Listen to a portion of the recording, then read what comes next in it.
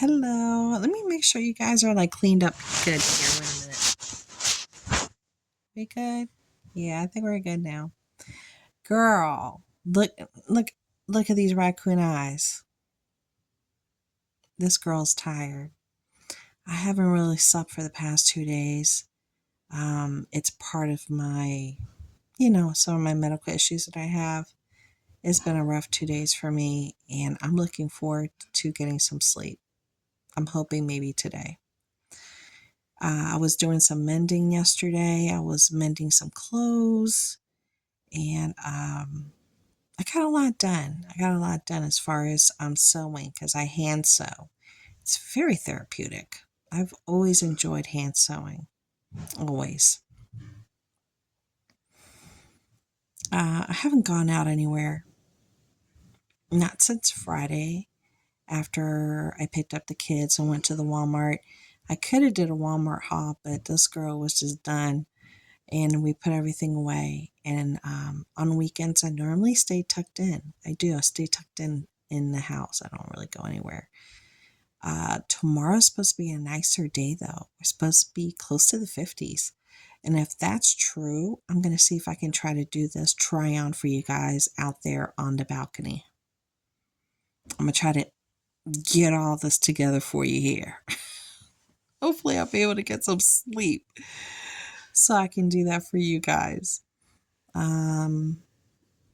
Next month is going to be a short month. Did you guys realize that? Only like 28 days? Yeah.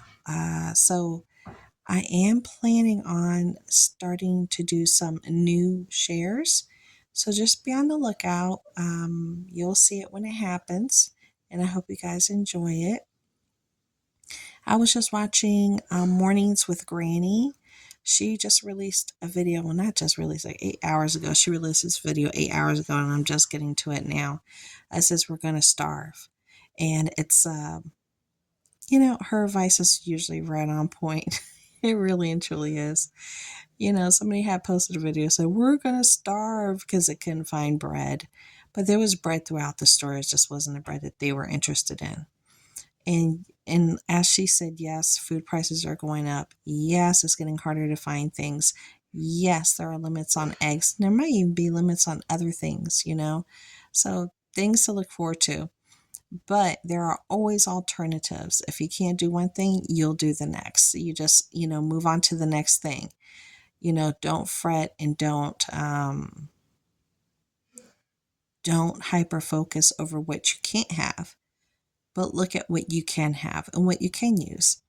And I wholeheartedly agree with her when she talked about that getting back to the basics, cooking at home, not eating out, saving money will save money. It will. I know it's very challenging to do groceries. And sometimes you're like, wow, what I just spent for 2 bags, I could have just went out to eat, It's definitely challenging. But if you take the time, I know I keep looking around because the kids are coming back and forth, running up and down, and they're going over there and going over there. If you take the time to look up easy recipes like 5 ingredient recipes, I have some of those books. I've bought some of those books. You can make things happen. And if you run out of bread, if you have the basics to make bread, and if you have like a bread machine, you don't have to do it by hand if you don't know how to. I have a bread machine. You can make some homemade bread, and it's easy peasy lemon squeezy. Honestly, it is.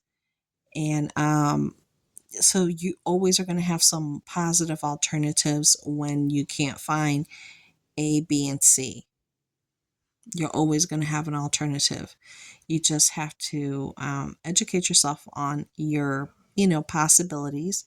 Lots of wonderful recipes online, like allrecipes.com. I've talked about them a lot. And of course, your recipe books that you collect and you find, or you thrift, or the recipes that you write down by hand that you see online. And then you add to your collection things that you can reference. Personally, I am finding that I am cooking more at home to save money. I am doing more here at home versus let's just go to Chick-fil-A. Let's just go here.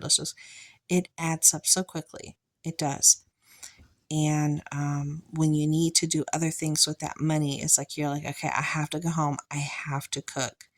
And even when you're, not in a good place, physically, you have ailments, you're not feeling well, you're tired, you're just stressed out, you're burnt out from the day. You've had a long day at work. You're burnt out, and you still have to push yourself to get those meals done. Consider crock pot meals. Those are the ones that, you turn on in the morning, you get home, and the meal is done for you. It is done and ready and waiting for you. I'm trying to tell you. And the house will smell incredible. So I'm trying to start heading into that direction for more crock pot meals for my family. Started in the morning. By the time they get home, they can start digging in, and then I can make a couple of sides, little fillers to add to it, whatever biscuits, sides of veggies, muffins, bread, garlic bread. I mean, depending upon what you're making in a crock pot, your sides will vary. But I see that I'm going to start heading into that direction, because normally what I do is the meal that we eat after they get home from school. So they usually wait while I cook it. And then I'm usually done about, I want to say, let me fix this. I normally around, I'm going to say 4:30, 5 o'clock. I'll have the meal ready. That's their dinner. That's it. That's your dinner. And you're done. If you want to have a snack, you can have a snack after that. But this is dinner. And they know it.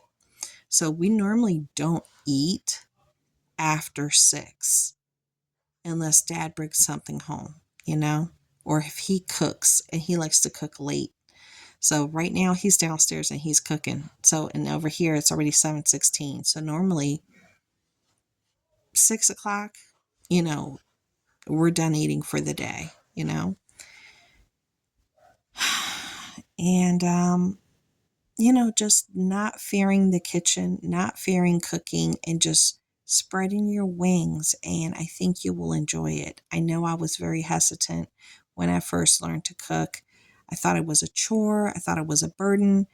And I was, I fought it tooth and nail until I did it, and it wasn't so bad. Did I make a lot of things? No. I became really good at 2 or 3 or 4 things, and I repeated that often. Kind of redundant, but my kids enjoyed it. I enjoyed it. And that's, while I was learning. So it's okay if you're good at 1 thing, 2 things, or 3 things, and you repeat. It's okay. That's a fantastic start. So let's change our mindsets about these forthcoming challenges, because we do have challenges coming up. And let me mention one more thing. I saw that, what is it? My goodness, I forgot already. They just got a 25% tariff where they make the coffee. I am without words. And I know what it is because I was just talking to my husband about it no less than a half an hour ago. Well, a lot of coffee comes from there, and we got a tariff now, so that's going to be even higher. If you enjoy certain coffees, try to find them on sale, maybe buy an extra bag or 2, and, make sure you can maybe seal them up so they have a longer shelf life. And the coffee that has the most and the best shelf life is instant. Is it the best? No, but it'll last you almost forever, honey. So I think that was all I wanted to talk about. Just remember that there's always alternatives to everything. Let's think outside the box, embrace the changes, and face them head on with open eyes and open arms to do new things. Okay? So have a wonderful evening. Thank you so much for hanging out, and wish me luck to get some sleep, because this is not cute. It's not cute. Bye, guys.